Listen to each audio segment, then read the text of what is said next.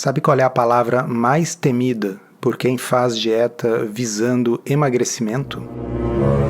É o chamado platô, ou seja, a curva de emagrecimento deixa de apontar para baixo e fica plana, o peso deixa de baixar, embora a pessoa esteja, em tese, seguindo a mesma estratégia.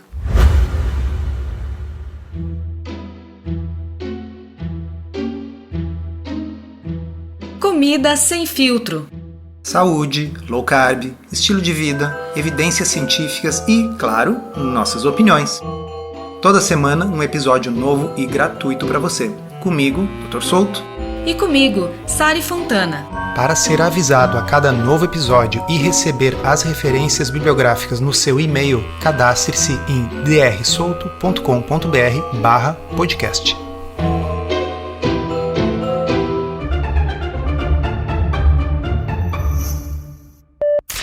Nesse ano, o cientista Kevin Hall, dedicado a medir o metabolismo nas mais variadas circunstâncias dietéticas, publicou um fascinante estudo sobre os motivos que levam as pessoas a parar de emagrecer. Em abril de 2024, eu escrevi sobre esse artigo, sobre esse assunto, lá na área de membros do blog, em drsolto.com.br. E a gente resolveu trazer aqui para vocês, porque eu acho que é um assunto muito relevante e que gera muita angústia. Nesse artigo, o Dr. Kevin Hall avaliou o que aconteceu em 3 situações diferentes. Restrição calórica, pura e simples, medicamentos análogos do GLP-1, que vocês conhecem pelos nomes comerciais Ozempic, Wegovy, Mounjaro, e a cirurgia bariátrica. Ele dividiu o platô em modelos matemáticos, usando dados de ensaios clínicos de alta qualidade de diferentes maneiras de perder peso para entender por que as pessoas param de emagrecer. O estudo foi publicado na revista Obesity. O que ele descobriu é que parte da razão pela qual a cirurgia de bypass gástrico e novos medicamentos para perda de peso, como o Wegovy e Zepbound, são eficazes é porque eles dobram o tempo que se leva para atingir um platô. Mas o platô é inevitável, tá? E de certa forma é bom que seja, né, pessoal? Caso contrário, as pessoas, por exemplo, usando uma medicação dessas ou mesmo fazendo dieta, poderiam perder peso de forma indefinida, ficar com 40, 30 quilos e falecer, né? O corpo regula o peso tentando manter um equilíbrio entre as calorias que comemos e as calorias que queimamos. Quando gastamos ou cortamos calorias e começamos a queimar a nossa energia armazenada, o apetite entra em ação para nos dizer para comer mais. Os estudos de Hall mostram que quanto mais peso uma pessoa perde, mais forte se torna o apetite até que ele contrabalance e às vezes desfaça completamente todo o trabalho duro que se fez para perder peso em primeiro lugar. Esse mecanismo ele foi fundamental para os nossos ancestrais, caçadores-coletores, para impedir que eles morressem de fome, mas ele acaba sendo um problema para nós, humanos modernos, que temos fácil acesso a alimentos ultraprocessados, densos em energia.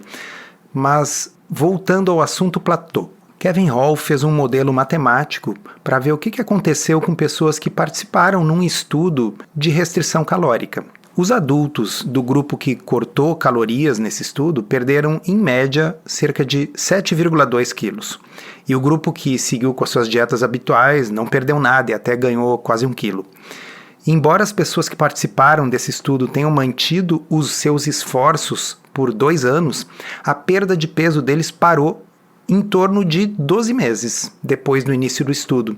E é isso que a gente chama de platô. E o que acontece, e é isso que o Dr. Kevin Hall conseguiu modelar matematicamente, é que à medida que eles iam perdendo peso, o apetite deles ia aumentando, de modo a neutralizar o esforço de perda de peso. Uma coisa que é interessante que ele observou é que o momento de um platô de perda de peso pode variar de pessoa para pessoa. E isso é muito importante porque, embora os estudos mostrem essas médias, o fato é que em algumas pessoas esse platô vai acontecer 2, 3 anos depois, quando a pessoa já perdeu muito peso. E em outras pessoas ele vai acontecer bem cedo. O estudo ele tem bastante matemática, bastante número, mas eu acho que o número principal que eu quero que vocês guardem é que, em média, para cada quilo que as pessoas perderam restringindo calorias, simplesmente cortando calorias, para cada quilo que elas perderam, o apetite delas aumentou cerca de 80 calorias por dia. Isso significa, pessoal, que se uma pessoa perde 10 quilos, essa pessoa tem cerca de 800 calorias a mais de fome do que ela tinha antes de começar o seu processo de emagrecimento. No final do estudo, Hall afirmou que os participantes estavam se esforçando tanto quanto no início para resistir à comida, mas apenas conseguindo cortar cerca de 200 calorias por dia em vez das 800 que estavam buscando. E isso levou à interrupção da perda de peso deles. Então, isso muda um pouco a forma como a gente costumava encarar o fenômeno do platô. A nossa tendência é pensar, a pessoa começa com um grande sucesso e lá pelas tantas ela para de perder peso porque ela não está mais se esforçando como ela se esforçava no início, porque ela já está abrindo muitas exceções e tal. E o que o estudo mostra é que na realidade para cada quilo que você perde o apetite aumenta. Então você pode estar fazendo o mesmo grau de esforço. No entanto, no início, esse esforço produzia uma restrição calórica muito maior, mas depois você está fazendo um esforço gigante para apenas conseguir manter aquele resultado, porque agora você está com muito mais fome do que você estava antes. E esse aumento da fome é consequência do emagrecimento em si. E alguns de vocês podem estar pensando, tá, mas o metabolismo também desacelera quando a gente emagrece. E sim, isso é verdade. Mas esse estudo mostrou que a desaceleração do metabolismo é um componente bem menor do processo. O que realmente pega, o que realmente faz com que o platô aconteça é que o emagrecimento produz aumento da fome. E isso também acontece com as pessoas que tomam medicamentos para perda de peso, certo? Sim, exatamente. Porém, o que o estudo mostrou é que, no caso dos medicamentos, o aumento do apetite para cada quilo perdido é menor. Então, se as pessoas têm um aumento de 80 calorias para cada quilo que elas perdem com dieta de restrição calórica, com remédios, para cada quilo que a pessoa perde, o apetite aumenta cerca de 50 calorias. Isso significa, na prática, que vai levar mais tempo com o remédio para a pessoa chegar no platô. Ora, se leva mais tempo, o emagrecimento será maior até que o emagrecimento pare de acontecer. As pessoas que tomam medicamentos para perda de peso geralmente pararam de perder peso por volta do 2º ano. E a cirurgia bariátrica teve o efeito mais forte de todos, levando as pessoas a cortarem cerca de 3.600 calorias de suas dietas diariamente e a comerem de volta apenas 58 calorias para cada quilograma que haviam perdido todos os dias. As pessoas que passaram pela cirurgia de perda de peso também ganharam 1 ano a mais, 3 anos em média, antes de atingirem o seu platô, sugerindo que a cirurgia reduziu significativamente o apetite delas.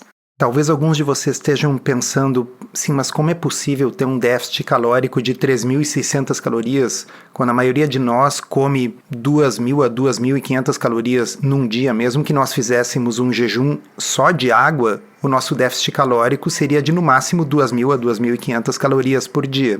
Acontece que nos indivíduos com obesidade grau 3, que normalmente são os que vão fazer a cirurgia bariátrica, muitos deles comem cerca de 6.000 calorias por dia apenas para manter o seu peso estável.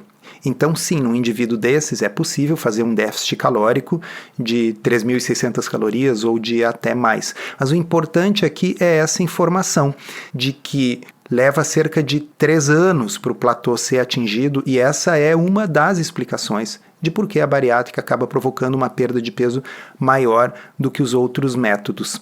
O principal aqui que a gente está querendo salientar para vocês é que há um aumento do apetite associado com a perda de peso. E não é apenas o apetite que aumenta. Tem alguns estudos que mostram que à medida que você vai perdendo peso, você também vai ficando com um desejo maior por alimentos mais caloricamente densos e mais hiperpalatáveis. Em outras palavras, se a pessoa está com 80 quilos, ela gosta de comer uma coisa gostosa. Quando essa pessoa está com 70 quilos, ela já perdeu 10, ela está com mais fome, mas aquela coisa gostosa fica muito mais gostosa e muito mais irresistível. Então, algumas das alegações de que dietas restritivas vão provocar transtornos alimentares, porque as pessoas fizeram muita restrição e agora elas não aguentam e comem uma pizza inteira, na realidade pode não ter nada a ver com dieta restritiva, e sim com o emagrecimento em si. O emagrecimento provoca alterações no apetite e no tipo de alimento que tem mais apelo para a pessoa. A comida gostosa fica mais gostosa e mais irresistível. Como vocês sabem, eu gosto muito de podcast, mas o que eu gosto mesmo é de escrever. Tanto que eu lancei o meu livro em 2023, Uma Dieta Além da Moda, mas esse processo de escrever o livro fez com que eu tivesse que deixar o meu blog um pouco em segundo plano. E uma forma que eu encontrei de retomar a constância nas publicações do blog foi criar uma área de membros do blog Ciência Low Carb. A área de membros funciona num sistema de assinatura com recorrência mensal ou anual, e nesse espaço eu coloco conteúdo novo semanalmente sobre saúde, alimentação, estilo de vida, ciência, emagrecimento, sempre com um olhar crítico e trazendo o que tem de mais atual para vocês. E ali também eu concentro as minhas interações com os leitores. Então, muito obrigado a todos os assinantes que viabilizam a continuidade desse trabalho que eu tanto gosto de fazer e que me permitem dedicar parte do meu tempo de consultório para isso. Quem quiser saber mais é só acessar drsolto.com.br, clicar em área de membros e lá no final da página vocês vão poder ver os títulos e a prévia de todas as postagens que já estão lá. Hall diz que o estudo também parece desmentir a ideia de que os medicamentos eventualmente param de funcionar. Abre aspas. Acho que isso também está incorreto.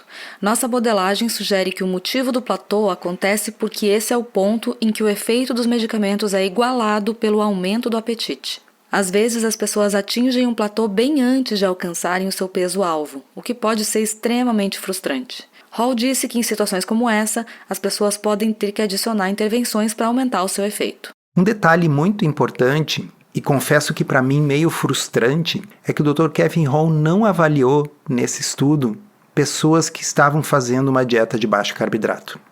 E eu explico. A gente já sabe, porque existem estudos que avaliaram isso, que uma dieta de baixo carboidrato inibe o apetite. Dependendo do estudo, a gente tem inibições do apetite de 450 até de 1.000 calorias por dia, simplesmente por seguir este tipo de alimentação. O estudo que ele utilizou para fazer esses cálculos era de pessoas que estavam restringindo as calorias comendo a sua dieta habitual. Ou seja, essas pessoas já estavam passando fome desde o primeiro dia do estudo. Já uma dieta de baixo carboidrato, ela é mais parecida com o efeito de um Ozempic. O Ozempic reduz o seu apetite. E aí, à medida que você vai emagrecendo, o apetite vai aumentando por causa do emagrecimento, até que a redução do apetite provocada pelo remédio é igual ao aumento do apetite provocado pelo emagrecimento e se entra num platô. Na low carb, certamente é o mesmo fenômeno que está acontecendo. Há uma redução inicial do apetite, isso a gente sabe, os estudos demonstram isso, e porém, à medida que a pessoa vai emagrecendo, o apetite vai aumentando e se entra num platô. Seria muito interessante que ele pudesse fazer esses cálculos com dieta de baixo carboidrato.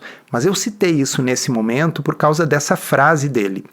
Abre aspas, as pessoas podem ter que adicionar intervenções para aumentar o seu efeito. Pessoal, na prática, isso significa que muitas pessoas podem começar com uma dieta low carb.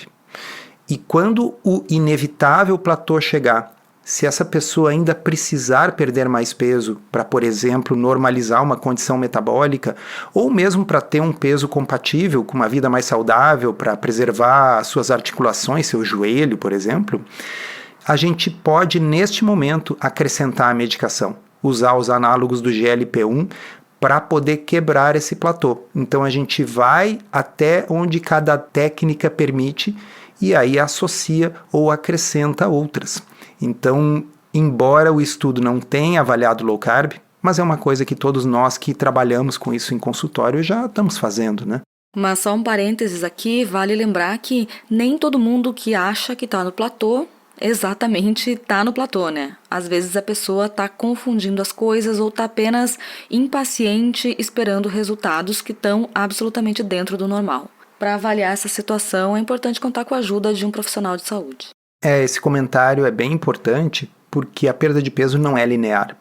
Então não é raro que a pessoa esteja perdendo peso, aí tenha 1 ou 2 semanas em que o peso estabilizou, não se moveu, e aí depois a pessoa, seguindo a mesma estratégia, volta a perder peso de novo, de modo que, sim, às vezes é necessário dar uma revisada na estratégia e por vezes simplesmente ter essa paciência sabendo disso, que a perda não será linear. E aliás, ela não é linear nem com dieta, nem com medicação. E o Kevin Hall diz o seguinte: seja qual for o caminho escolhido, um efeito persistente é necessário para manter a perda de peso. Portanto, é uma boa ideia considerar se você pode continuar fazendo o que está fazendo no longo prazo. E esse é exatamente o argumento que eu desenvolvo no meu livro, Uma Dieta Além da Moda, quanto a dietas de baixo carboidrato. Porque veja, nenhuma estratégia de perda de peso é fácil. E todas são restritivas, como vocês já sabem.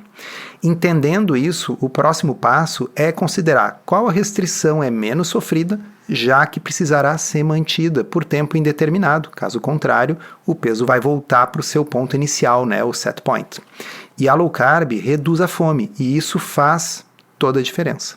Sobre esse assunto, o André deixou um comentário na área de membros do blog. Abre aspas, excelente. Quando eu estava perdendo peso, cheguei a experimentar um efeito platô, mas foram poucas vezes em um ano. Geralmente eu fazia um carb up ou um jejum intermitente. O importante é que continuava fazendo o que eu estava fazendo e a diminuição do peso voltava. Infelizmente, meu organismo foi mais forte ao querer voltar ao set point, voltar a ganhar parte do peso perdido.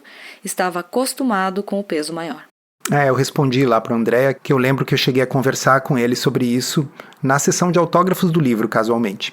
O hipotálamo, que é onde fica, né, o controle do nosso set point de peso, ele é muito forte. Conseguir ficar muito abaixo do set point, que é aquela memória do peso maior que nós já tivemos, é muito difícil. Saber o tamanho desse desafio e os motivos fisiológicos por trás disso nos ajuda a ser mais compreensivos com nós mesmos. Saber que não é fácil, saber que não é culpa ou desleixo, realmente a gente está desafiando um mecanismo muito ancestral que tenta fazer com que nosso peso volte ao peso anterior, né? É por isso que manter o peso perdido é um processo ativo. Não dá para pensar que uma vez tendo emagrecido, essa é a nova condição estável. Na verdade, a gente precisa todos os dias continuar tendo estratégias para não reganhar todo esse peso perdido. E acho legal lembrar que as pessoas não precisam enfrentar esse tipo de coisa sozinhos, né? E que é justamente quando se está experimentando algum tipo de dificuldade que a ajuda profissional passa a ser ainda mais importante.